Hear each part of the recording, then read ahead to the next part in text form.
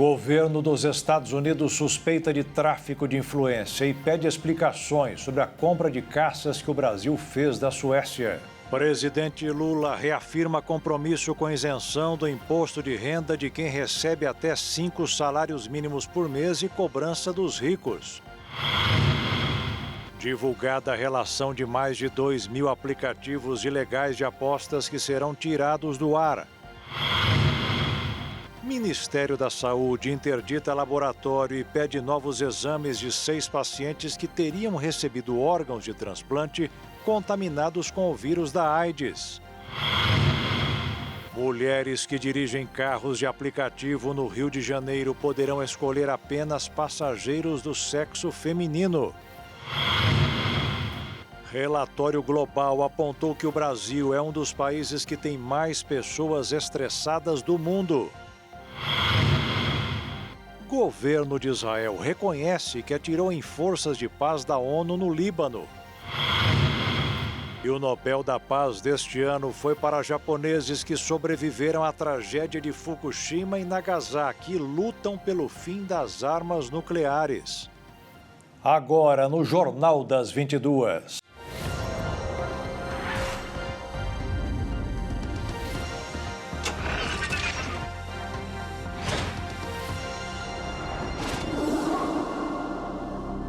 Olá, boa noite. O Ministério da Saúde interditou um laboratório do Rio de Janeiro, onde estavam 6 pessoas que esperavam por um transplante.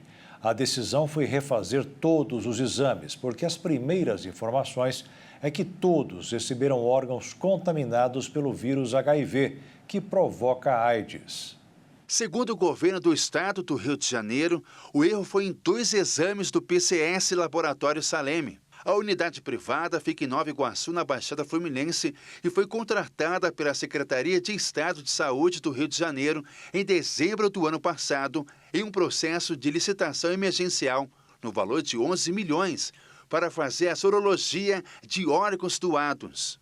A Coordenadoria Estadual de Transplantes e a Vigilância Sanitária Estadual interditaram o laboratório, e o caso está sendo investigado pela Delegacia do Consumidor da Polícia Civil. A 5ª Promotoria de Justiça de Tutela Coletiva da Saúde da capital, do Ministério Público do Estado do Rio de Janeiro, instaurou um inquérito civil para investigar as irregularidades noticiadas no programa de transplantes. O Ministério ressaltou que está à disposição para ouvir as famílias afetadas, receber denúncias de quem se sentir lesado e prestar atendimento individualizado às partes envolvidas. A Anvisa descobriu ainda que o PCS não tinha kits para a realização dos exames de sangue, nem apresentou documentos comprovando a compra dos itens, o que levantou a suspeita de que os testes podem não ter sido feitos e que os resultados tenham sido forjados. O laboratório diz que abriu sindicância interna para apurar o caso e que em todos os exames realizados no período de prestação de serviços, a Fundação de Saúde do Governo do Estado foram utilizados kits de diagnóstico recomendados pelo Ministério da Saúde e pela Anvisa. O governo dos Estados Unidos intimaram a fabricante sueca que vendeu 6 caças Gripen à Força Aérea Brasileira. A suspeita é de tráfico de influência. O presidente Lula criticou o que classificou de intromissão norte-americana. A concorrência para a compra de caças para a Força Aérea Brasileira, conhecido como Programa FX-2, aconteceu entre 2008 e 2014 e teve a Saab como vencedora. Na ocasião, a norte-americana Boeing também participou da disputa. Ao todo, são 2 modelos diferentes. O Gripen E, que abriga um piloto, e o Gripen F, para até 2 tripulantes. Nos demais detalhes, as aeronaves são iguais. A FAB, inclusive, é pioneira na operação da versão de 2 assentos, o Gripen F. À época, a empresa sueca e o governo brasileiro assinaram um contrato para o desenvolvimento e a produção de 36 caças Gripen NG, além dos sistemas e equipamentos relacionados, afirma a empresa em um comunicado que informa o valor do contrato, 5,4 bilhões de dólares. Segundo a Saab, o caça Gripen F-39 está entre os modelos mais tecnológicos do mundo. Ele, inclusive, é conhecido pela sua eficiência, baixo custo de operação elevada, disponibilidade e capacidade tecnológica avançada. A compra dos caças propostas pelo governo brasileiro foi alvo de uma investigação da Polícia Federal. O presidente Luiz Inácio Lula da Silva, ao lado de seu filho Luiz Cláudio Lula da Silva, chegou a ser réu de uma ação penal na Justiça Federal, aqui do Distrito Federal, aberta a partir de um desdobramento da Operação Zelotes. O então ministro do Supremo Tribunal Federal, Ricardo Lewandowski, atual ministro de Lula, trancou a ação penal que trata de supostos crimes cometidos na compra.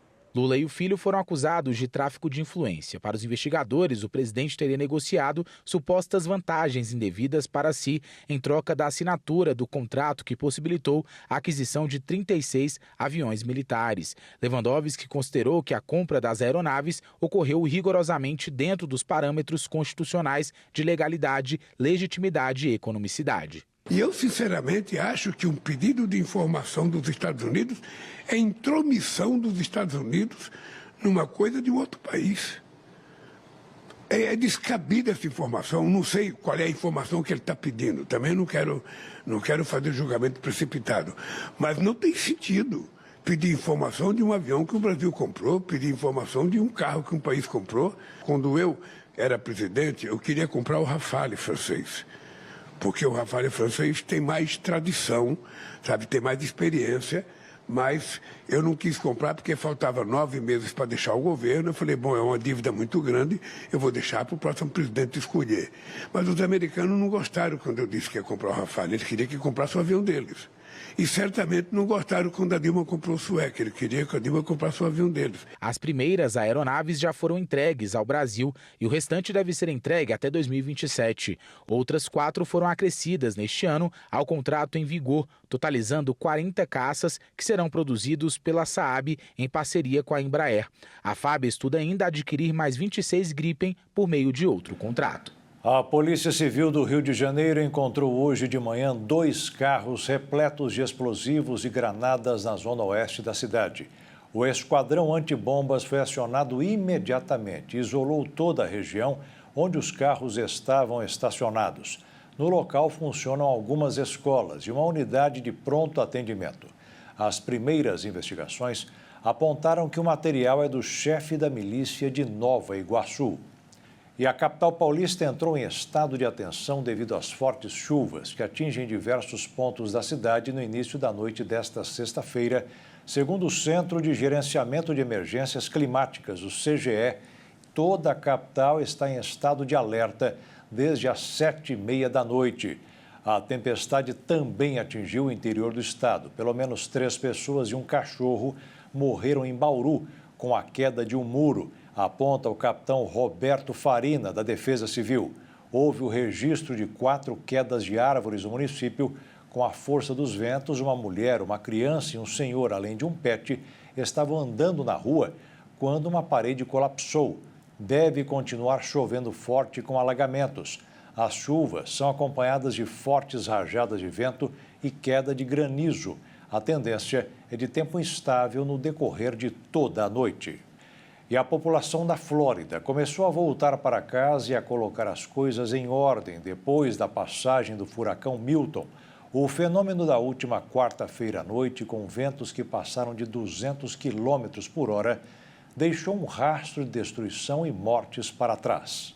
O perigoso furacão de categoria 3, antes de devastar o estado com categoria 1, passou destruindo casas, estradas, linhas de energia, árvores e edifícios. Pelo menos 16 pessoas morreram na trajetória de destruição de Milton, que trouxe tempestades destrutivas para várias partes da costa oeste da Flórida e tornados mortais para o leste. Segundo o governador Ron DeSantis, o estado está prevendo mais vítimas. Nas operações de resgate, quase 1.000 pessoas foram resgatadas. Até agora, de acordo com o governo da Flórida, com milhares de socorristas mobilizados em todo o estado. Em um resgate dramático, uma equipe de notícias salvou uma mãe e seus 4 filhos que ficaram presos nas águas da enchente por 7 horas. A Guarda Costeira reabriu alguns portos após o furacão Milton, incluindo Key West e o Porto de Miami, na Flórida, bem como vários portos na Geórgia e Carolina do Sul. Vários portos na Flórida, incluindo St. Petersburg e Fort Myers, permanecem fechados. Mais de 2,6 milhões clientes em todo o estado ainda estão sem energia. A Guarda Costeira Americana resgatou um homem que se encontrava em alto mar, a quase 50 quilômetros de Longboat Key, na Flórida, após a passagem do furacão Milton. No vídeo, divulgado pela Patrulha Costeira nesta sexta-feira, é possível ver a equipe de helicóptero da Estação Aérea de Miami em ação, resgatando a vítima a 48 quilômetros de Longboat Key, uma ilha na costa oeste da Flórida, entre o Golfo do México e a Baía de Sarasota. O homem estava em cima de um pedaço de isopor.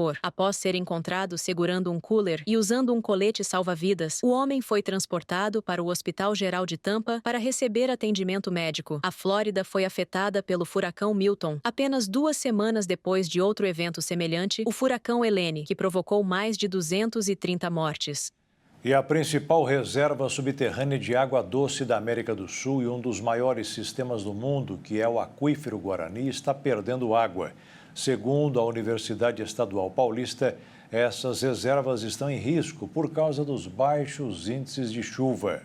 Os resultados, divulgados na revista Isótopos em estudos ambientais e de saúde, indicam que as chuvas não conseguem repor toda a água do Aquífero Guarani, que vem sendo utilizada nas diversas atividades humanas, o que coloca a sustentabilidade do sistema em risco. Os aquíferos são as maiores fontes de água potável do mundo, e o Guarani é o maior aquífero transfronteiriço, isto é, que se estende pelo subsolo de vários países. Sua área total, de aproximadamente 1 milhão de quilômetros quadrados, abrange trechos no Brasil, no Paraguai, no Uruguai e na Argentina. 2/3 estão no território nacional, alcançando os estados de Goiás, Mato Grosso do Sul, Minas Gerais, São Paulo, Paraná, Santa Catarina e Rio Grande do Sul. Nas partes centrais da bacia sedimentar do Paraná, o Aquífero Guarani pode atingir espessuras de até 400 metros e situar-se a profundidades superiores a 1.000 metros.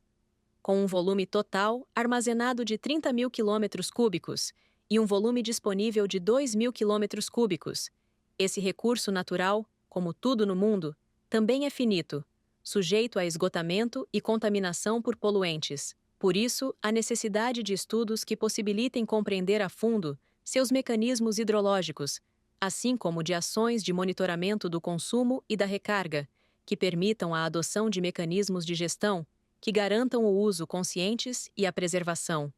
Segundo o estudo, em algumas regiões, o rebaixamento dos níveis da água subterrânea chega a ultrapassar 100 metros. O estado de São Paulo consome cerca de 80% da água extraída do Aquífero Guarani no país. Dados de 2010 indicaram um consumo ainda maior, superior a 95%. Poços para abastecimento urbano, em primeiro lugar, e para irrigação agrícola, em segundo, são os principais fatores de redução do conteúdo líquido. O que, no contexto da atual emergência climática, com períodos de seca severa, para os pesquisadores é algo a ser considerado com muita atenção. E veja a seguir divulgada a relação de mais de 2.000 aplicativos ilegais de apostas que serão tirados do ar. E o presidente Lula reafirmou o compromisso com a isenção do imposto de renda de quem recebe até 5 salários mínimos por mês e além da cobrança dos ricos.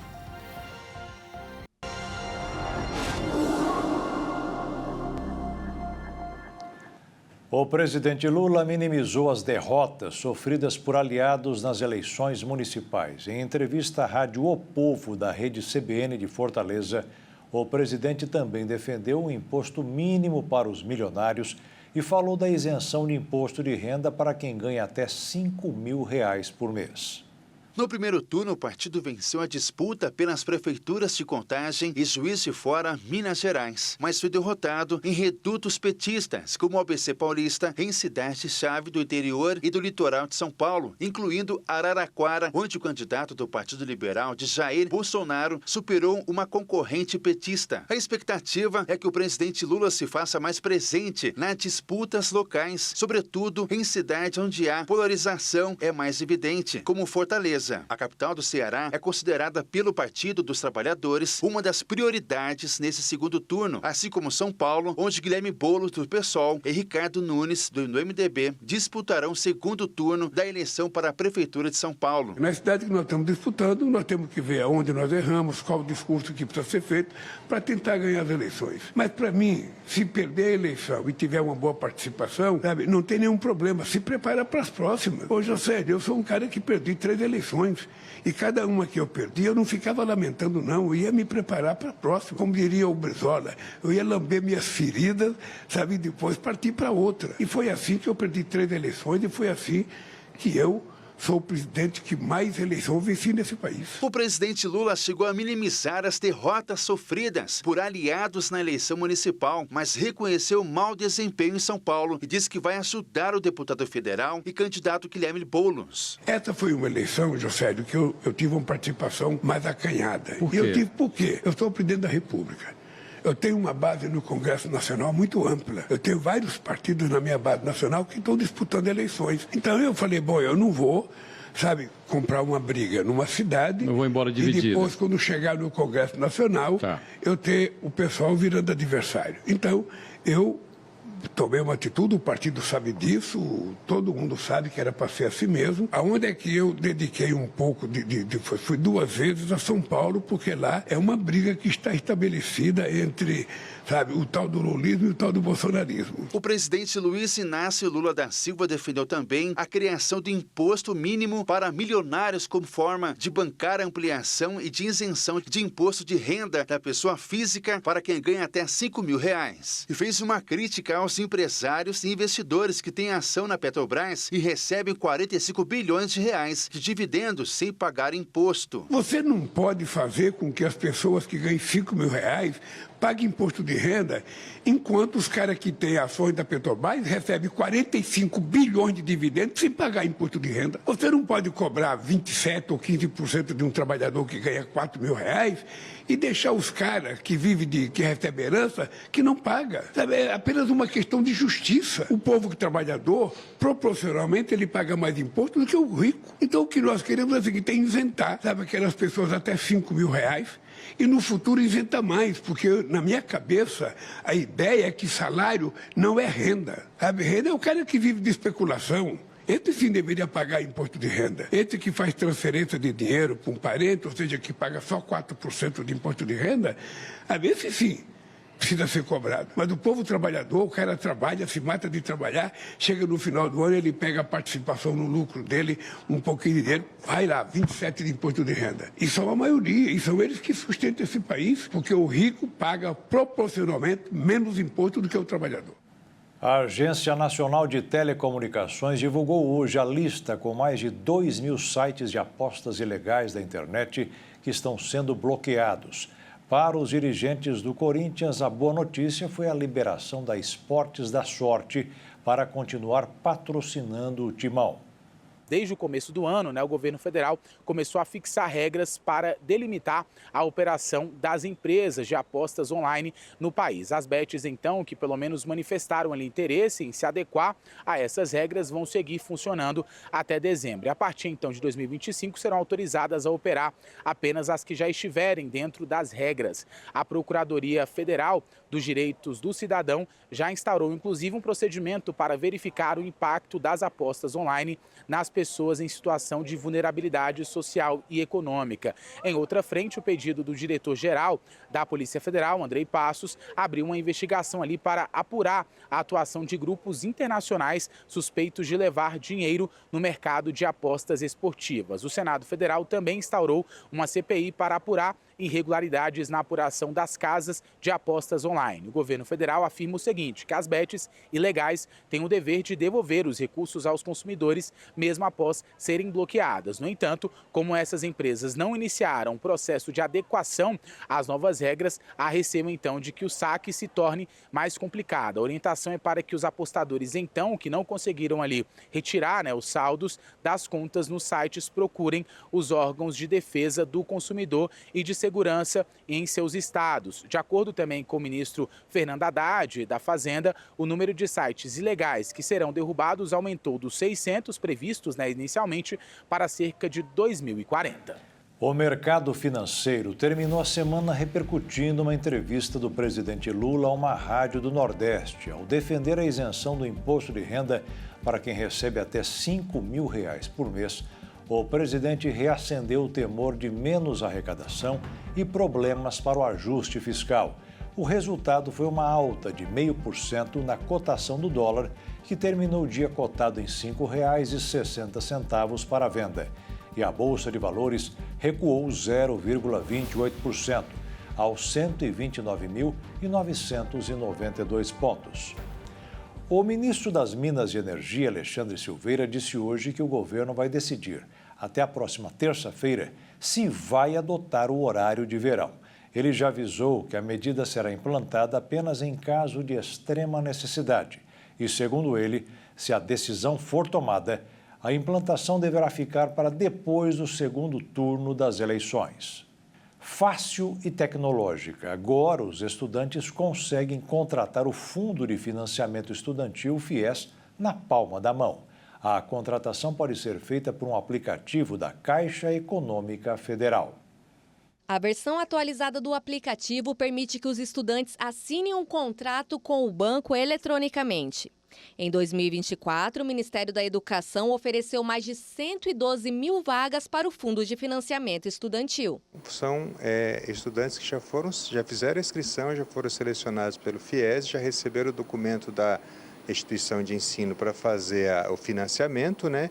Nesse caso, ele pode baixar o aplicativo da Caixa, o FIES Caixa, e fazer a contratação. Lembrando que, nesse momento, são para os estudantes que não vão usar fiador nem representante legal e também estudantes solteiros, ou seja, sem cônjuge. E o banco já realizou as primeiras contratações de forma 100% digital por meio do aplicativo. Depende de cada instituição de ensino. Ao ele emitir o documento de regularidade de inscrição, tem um prazo máximo para que esse estudante obtenha o financiamento. No caso, para fazer no aplicativo, tem que ser 5 dias antes do prazo final. E é bom ficar atento ao horário. A contratação digital fica disponível apenas em dias úteis, das 9 às 19 horas.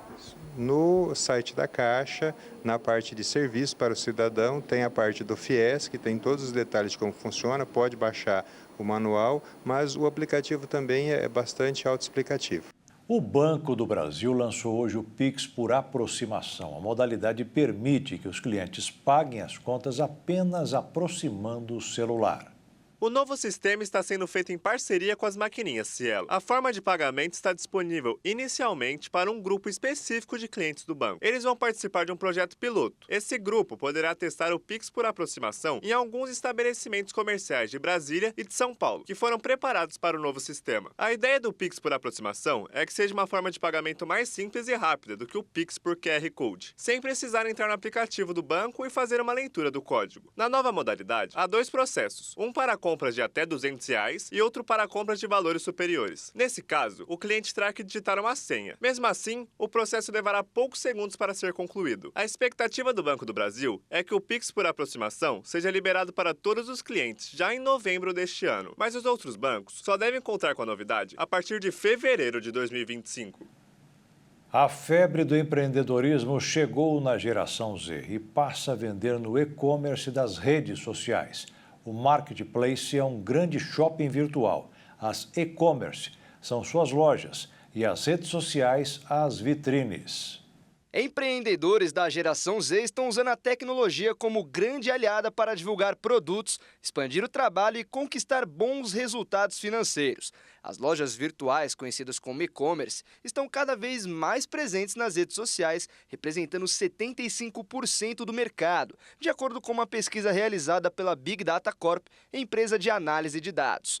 O plano está sendo bem eficaz para os empreendedores da geração Z e as plataformas funcionam como uma vitrine para os produtores no grande shopping virtual que é o Marketplace, apresentando um total de 84% das lojas que desejam aumentar as vendas, chamando a atenção do público com anúncios. Para aqueles que buscam trabalhar com vendas e a internet, essa é uma grande oportunidade de desenvolvimento. Alguns países, como China, Estados Unidos e Japão, já implementaram a tendência. No Brasil, as plataformas mais usadas são Mercado Livre, Magazine Luiza e Amazon.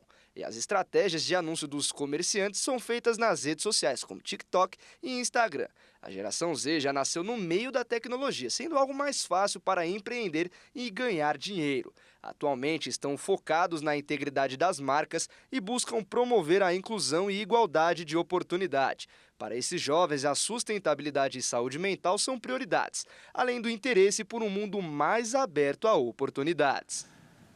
E veja a seguir, relatório global apontou que o Brasil é um dos países que tem mais pessoas estressadas do mundo. E o governo de Israel reconhece que atirou em forças de paz da ONU no Líbano.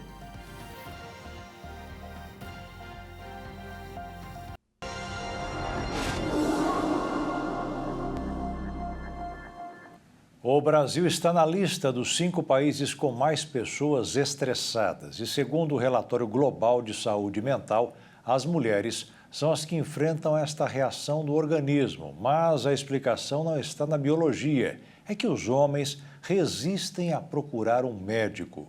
O Brasil ocupa o 4º lugar no ranking global de países onde o estresse interfere mais intensamente na rotina, de acordo com o Relatório Global de Saúde Mental de 2024. Entre os brasileiros entrevistados, apenas 26% afirmaram não terem enfrentado episódios de estresse que comprometessem as atividades diárias no último ano. Outros 32% relataram um episódio significativo, enquanto 42% mencionaram múltiplas situações que afetaram diretamente a vida. Apenas Suécia, Turquia e Polônia apresentaram taxas superiores às do Brasil. A pesquisa realizada online entre 26 de julho e 9 de agosto envolveu mais de 23 mil pessoas de 33 países, incluindo 1.500 brasileiros com idades entre 16 e 74 anos. A amostra brasileira, composta por uma população mais urbana e com um maior nível educacional, mostrou que a geração Z, os nascidos entre 1995 e 2010, enfrenta mais episódios de estresse comparado aos baby boomers, nascidos de 1946 a 1964, refletindo mudanças sociais e tecnológicas que impactam diretamente os jovens. Outro dado alarmante apontado pelo estudo é a diferença de gênero no estresse. Mulheres em todo o mundo relatam mais episódios que afetam a rotina em comparação com homens, sendo que especialistas atribuem essa disparidade, em parte, à resistência dos homens em buscar apoio para a saúde mental. O índice de depressão também se destaca, com 32% dos brasileiros relatando episódios depressivos, 6% a mais do que a média global. Mais da metade dos entrevistados no Brasil considera a saúde mental a questão de saúde mais relevante, superando outros problemas como abuso de substâncias, câncer, diabetes e obesidade. Apesar dos desafios, o relatório destaca que o país apresentou avanços em relação a estudos anteriores, indicando uma maior conscientização sobre a importância do cuidado com a saúde emocional. As pessoas que têm de 60 a 70 anos de idade fazem parte da geração que vive mais. Mas existe um problema, ou vários, são as doenças. É cada vez mais comum a vida longa ser marcada pela compra de muitos remédios para enfrentar as doenças que chegam nessa hora. O período pós-guerra trouxe uma onda de otimismo, economia estável e desemprego baixo. Diante desse cenário, surgiu uma explosão na taxa de natalidade. Esse fenômeno ficou conhecido como Baby Boom, marcando a geração nascida entre 1946 a 1964. Apesar dos avanços na medicina, boa alimentação incentiva a estilos de vida mais saudáveis. Uma pesquisa das universidades de Oxford e College London revelou que essas pessoas têm uma saúde bem pior que das gerações anteriores. A expectativa de vida dessa faixa etária, principalmente em países desenvolvidos, é alta. Porém, a geração dos baby boomers é diagnosticada mais cedo que o normal, com doenças como obesidade, diabetes, câncer e até mesmo problemas de coordenação motora, de acordo com os resultados da pesquisa. Foram analisadas mais de 100 mil pessoas durante o período de 2004 a 2018 e os resultados foram preocupantes. As mudanças nas práticas médicas, diagnóstico e conscientização da saúde podem ser alguns dos fatores que evidenciam esses problemas. Ainda que vivam mais, os hábitos da geração não são saudáveis. Devido ao aumento de demanda nas áreas de previdência e saúde, a pesquisa aponta a probabilidade dos governos investirem ainda mais nesses setores. Para aqueles que desejam uma paternidade tranquila, é bom se atentar ao tempo tanto quanto as mulheres. Uma pesquisa revelou que quanto mais velho é o pai, maior é o risco para a criança. Quando falamos de gravidez, é comum pensarmos na idade da mulher e em como suas chances de engravidar diminuem ao passar dos anos. Contudo, um estudo publicado pela revista médica JAMA Network revela que a idade dos homens é também um fator determinante para uma boa gestação. A revista analisou 46 milhões de nascimentos com pais na faixa de 30 a 50 anos. E a idade paterna foi constantemente associada a riscos de partos prematuros e outras complicações na gravidez. A partir dos 35 anos, a produção de testosterona diminui e a qualidade da fecundação é prejudicada. Anomalias genéticas, aborto espontâneo ou doenças no feto como nanismo, tumores, fissura labial, alterações cardiológicas e até mesmo o autismo são consequências geradas por uma genética prejudicada. Os resultados apontam a importância de um bom planejamento familiar, o aumento da conscientização dos casais sobre a gravidez e desmistificar a ideia de que o homem pode ser pai a qualquer momento da vida. Além disso, é importante colocar na balança o acompanhamento e desenvolvimento da criança. Levantar de madrugada e trocar fraldas não parece um bom cenário para homens em idade mais avançada. Um elevador de obra despencou e ao menos 3 pessoas morreram em Imbituba, no sul de Santa Catarina. 2 trabalhadores morreram no local. O elevador de um prédio em construção em Santa Catarina dispensou e deixou 3 trabalhadores mortos. Segundo a Polícia Civil, 2 funcionários morreram no local. 2 trabalhadores foram socorridos no hospital, mas não resistiu aos ferimentos. A outra vítima seguia internada. O caso aconteceu em um prédio em construção localizado no centro da cidade. Segundo o relato de um dos trabalhadores ao Corpo de Bombeiros, o elevador parou inesperadamente e, em seguida, desabou sem aviso prévio. De acordo com os bombeiros, as vítimas tinham idades entre 33 e 57 anos.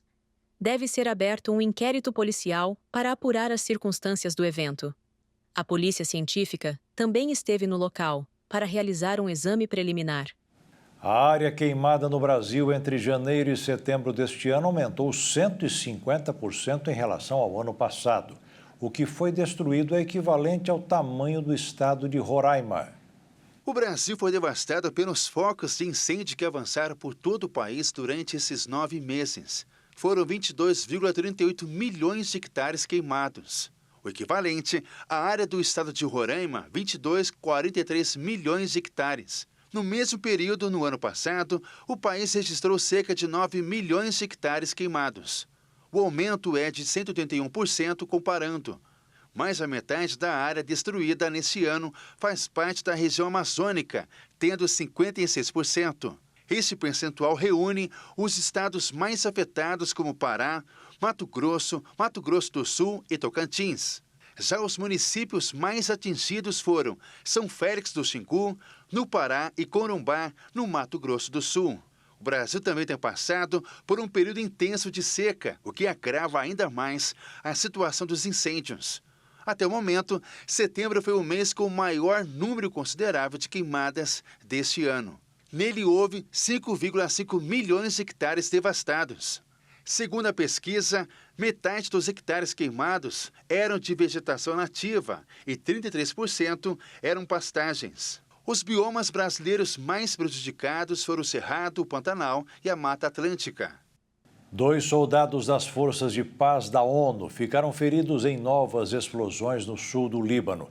Israel anunciou que está conduzindo uma revisão completa após alegações de que suas tropas feriram os soldados das forças de paz da ONU. O Líbano informou que Israel mais uma vez abriu fogo contra uma missão da ONU posicionada entre o Líbano e Israel. Os soldados das Forças de Paz das Nações Unidas são conhecidos como os capacetes azuis. No dia anterior, 2 soldados indonésios da Força de Paz ficaram feridos em um ataque israelense que gerou indignação na comunidade internacional. O exército do Estado judeu reconheceu ter disparado na área, mas afirmou ter pedido às forças das Nações Unidas que permanecessem em espaços protegidos. É a terceira vez que Israel atinge o coração da capital libanesa, desde que se intensificou a sua ofensiva, que normalmente se concentra nos subúrbios ao sul da cidade, um reduto do Hezbollah. Desta vez, o chefe de segurança do Hezbollah era o alvo dos bombardeios israelenses, no centro de Beirute, que deixaram mais de 20 mortos na noite de quinta-feira. O exército israelense anunciou que matou o principal comandante do grupo militante palestino, Jihad Islâmica, no campo de refugiados de Nus Shams, na Cisjordânia ocupada. A Jihad Islâmica é aliada do Hamas e ambos os grupos lutam contra as forças israelenses na Cisjordânia e na faixa de Gaza. Abdullah foi o sucessor de Mohammed Yaber, também conhecido como Abu Shujaa, morto em um ataque israelense no final de agosto. A Força Armada diz que Mohammed Abdullah foi eliminado depois que um avião israelense atacou o campo de Tucarém. E veja a seguir, mulheres que dirigem carros de aplicativo no Rio de Janeiro poderão escolher apenas passageiros do sexo feminino. E o Nobel da Paz deste ano foi para japoneses que sobreviveram à tragédia de Fukushima e Nagasaki e lutam pelo fim das armas nucleares.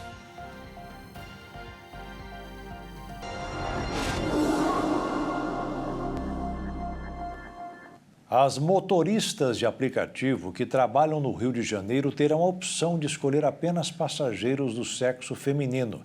A medida foi tomada depois de muitas reclamações de assédio por parte dos homens. A Câmara de Vereadores do Rio de Janeiro aprovou recentemente um projeto de lei que obriga as empresas de transporte por aplicativos a adicionarem uma opção que permita a motoristas do gênero feminino escolherem transportar somente mulheres. Inicialmente, a proposta previa que essa escolha seria feita por passageiras, que teriam a opção de escolher viajar apenas com motoristas mulheres. No entanto, durante uma discussão na Câmara, foi acordada uma mudança para permitir que a escolha seja das motoristas. O objetivo é proporcionar mais segurança para a parcela feminina da população carioca, que utiliza esse tipo de aplicativo para circular na cidade. Um dos argumentos utilizados para defender o texto foi uma pesquisa feita por aplicativos de mobilidade urbana, que revela que quase 50% das motoristas mulheres que trabalham com o transporte por aplicativo já sofreram algum tipo de assédio enquanto trabalhavam. Com a aprovação, os aplicativos de mobilidade urbana cadastrados no município do Rio serão obrigados a adicionar uma nova ferramenta na interface que permita às motoristas a opção de determinar que as suas passageiras sejam exclusivamente mulheres. As redes sociais se tornaram uma vitrine através da qual se pode acompanhar o que as pessoas fazem, pensam ou compartilham. E empresas estão monitorando esses comportamentos antes da contratação. Nos últimos anos, o monitoramento das redes sociais por empresas tem se tornado uma prática comum na seleção de novos funcionários. Com a crescente presença digital, muitas organizações veem nas plataformas sociais uma janela para avaliar não apenas as competências profissionais, mas também a adequação cultural dos candidatos. A ideia é que as redes sociais oferecem uma visão mais completa do candidato, permitindo que as empresas identifiquem comportamentos que podem ser indicativos da sua postura tanto profissional quanto pessoal. As redes sociais podem revelar traços de personalidade e também de valores que não aparecem em currículos ou entrevistas. Acredito assim, você precisa pensar qual a finalidade realmente que você tem aquele perfil nas mídias sociais, para fortalecer a sua imagem profissional, precisa ter esse cuidado daquilo que se posta. E aí é muito interessante também você utilizar desse canal para colocar a sua opinião, trazer os seus conhecimentos. Isso com certeza vai contribuir de forma positiva em um processo seletivo. Em um cenário onde a imagem online pode influenciar decisões de contratação, é aconselhável que os candidatos tenham cuidado com o que compartilham nas redes sociais. Profissionais são encorajados a revisar suas configurações de privacidade e, se necessário, ajustar o conteúdo que torna público. Tem algumas coisas que são clássicas, né? De repente, o candidato, às vezes, ele está insatisfeito na empresa onde ele está, e aí ele começa a postar, às vezes, um meme, frases indiretas, vamos dizer assim, desprestigiando, às vezes, a empresa, os colegas. E aí é onde precisa ter esse cuidado, porque as redes sociais hoje, você está colocando a sua imagem, colocando a sua vida profissional, muitas vezes, para o mundo. E como eu quero que as pessoas me vejam? E isso vai ter consequências. As redes sociais, ela dá essa sensação de liberdade, né? Aqui eu posso dizer o que eu quiser, do jeito que eu quiser.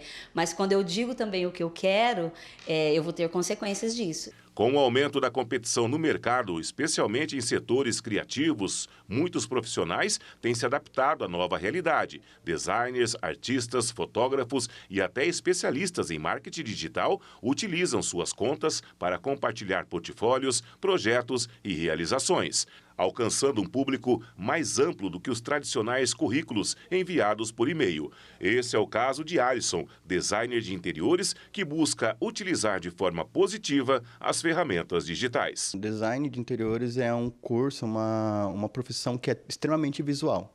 Então, a partir do momento que eu estou numa rede social, a partir do momento que eu estou apresentando o meu trabalho, não necessariamente eu posso estar simplesmente postando o meu projeto. Às vezes, eu estar repostando alguma ideia, repostando algum conceito, ou repostando um projeto de um terceiro, eu estou mostrando uma forma de como eu gosto de um trabalho, de como eu pretendo entregar um trabalho. Então, a nossa profissão, ela não é somente o visual, não é somente a parte da ideia, mas é a parte do conceito em si. Essa realidade torna essencial que os profissionais adotem uma postura cuidadosa em suas interações online. Uma das estratégias mais eficazes para manter essa separação é a criação de perfis distintos, manter uma conta pessoal para compartilhar momentos do dia a dia, viagens e experiências pessoais, e outra profissional, para conteúdos relacionados à carreira e networking, pode ajudar a controlar a imagem que se projeta. Quando a gente está inserido já no mercado de trabalho, eu sempre comento que você não consegue desligar quem você é. Então, essa pessoa é você o tempo todo. Então, parar para pensar o que tipo de imagem você quer demonstrar. Quando a gente já está trabalhando numa empresa, a gente está representando alguém. A gente está representando uma marca, é muito maior que nós. Então, a dica que eu dou é sempre pegar e pensar com ponderamento. Não é só você ali. O mercado está muito volátil, cada vez ele está se adaptando mais.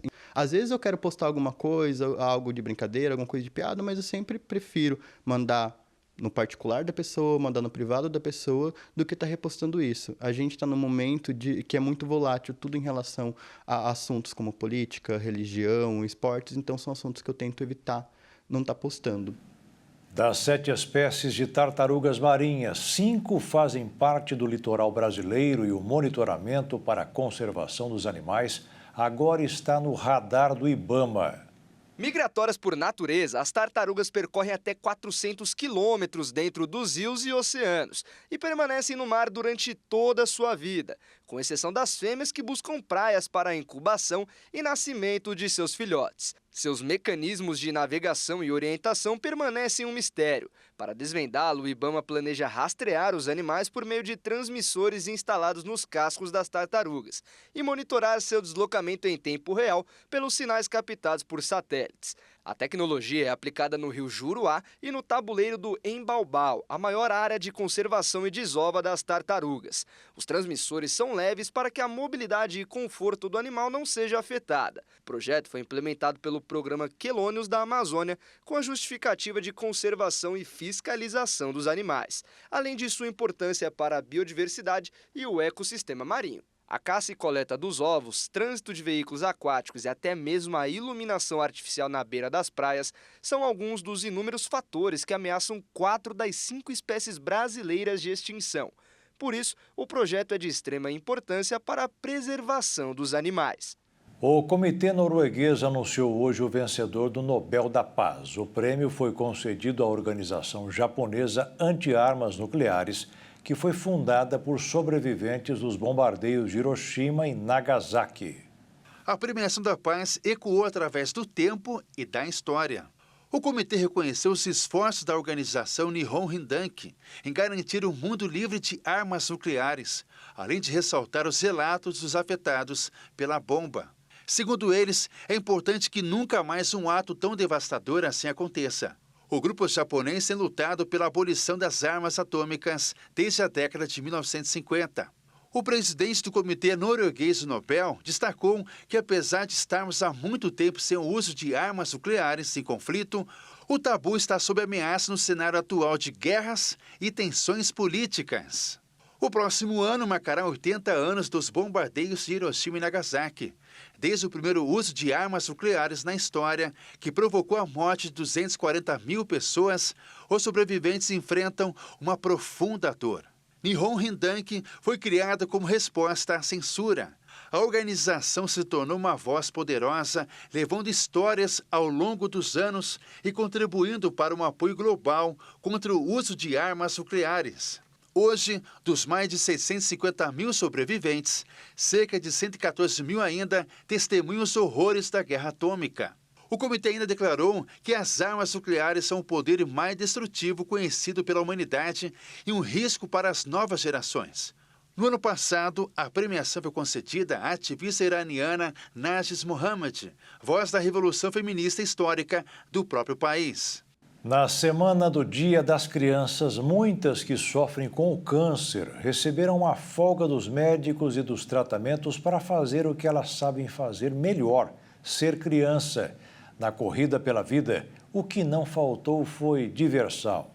Trocar a dor por sorrisos, a incerteza por alegria. Ter um Dia das Crianças de verdade. Para quase 90 assistidos pela ONG Casa Guido, que atende crianças que passam pelo câncer, o dia 12 de outubro significa muito mais que ganhar um presente. Significa saber que mais um dia de tratamento foi superado e que a dor foi vencida. Vê-los hoje aqui, fora do hospital, fora da quimioterapia, da radioterapia, da medicação, mesmo com dor, muitos estão aqui medicados e fazendo os tratamentos. Para nós é um dia bem feliz, talvez até mais feliz para nós do que para eles, porque eles já, por si só, eles encaram muito bem. Eles têm essa energia, essa vontade, essa disposição. Talvez muitos momentos nem sempre eles entendem, né, a gravidade do diagnóstico deles. Mas hoje é um dia feliz, a BRAP nos acolhe, é sempre tão querida conosco, a Deise e a sua equipe, e esse lugar é mágico. Então remete a esse dia de felicidade, onde eles levam e criam as memórias da infância. E como é bom a gente poder celebrar o Dia da Criança. Entre as brincadeiras vividas nesse dia, quem aproveitou bastante foi a Clara, de apenas 3 anos, e que quase há 2 passa pelo tratamento de um câncer que lhe tirou o poder de enxergar. Mas, através das narrações da mãe, a menina se divertiu muito todo o tempo e aproveitou essa data tão especial. Hoje aqui é um dia bastante especial, né? A gente está aqui comemorando o Dia das Crianças. É o nosso 3º ano de Dia das Crianças na Casa Guido. Então é muito bacana poder, né, as crianças terem esse momento diferente, esse momento, né, alegre, né, em meio a tanta correria entre o hospital, entre casa. Então para nós é sem palavras para agradecer, mas também muito especial e com certeza para as crianças também é aquele momento divertido, né, em meio a tanto tratamento, tanto remédio, tantos procedimentos. Aqui o Dia da Criança vale muito mais do que qualquer presente, qualquer brinquedo. Aqui vale a saúde, vale o sorriso e a qualidade de vida de cada criança que está por aqui. Quando eu entrei aqui com ele dessa vez, me lembrou de quando ele era pequenininho, que ele tinha 2 aninhos. Foi a última casa de festa que ele veio, foi aqui no aniversário. E ele brincou num desses brinquedos. E logo em seguida a gente já descobriu o diagnóstico dele. Então, para mim, entrar aqui de novo e ver ele brincando foi muito emocionante. emocionante, assim, porque a gente já passou por tanta coisa nesses anos, né? Depois da retirada do tumor e as fisioterapias e tudo, e ele poder entrar aqui andando.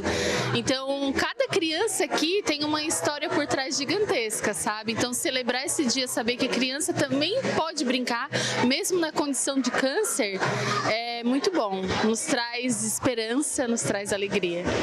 Além das crianças que são assistidas pela ONG, as famílias também foram convidadas a participarem, tornando a tarde ainda mais especial. Todas as crianças e seus irmãos foram presenteados e levaram mais que brinquedos. Levaram amor, sorrisos e esperanças para que esse dia seja tão somente delas. E o Jornal das 22 termina aqui. Uma boa noite para você. Aproveite bem o fim de semana e fique na paz. Tchau.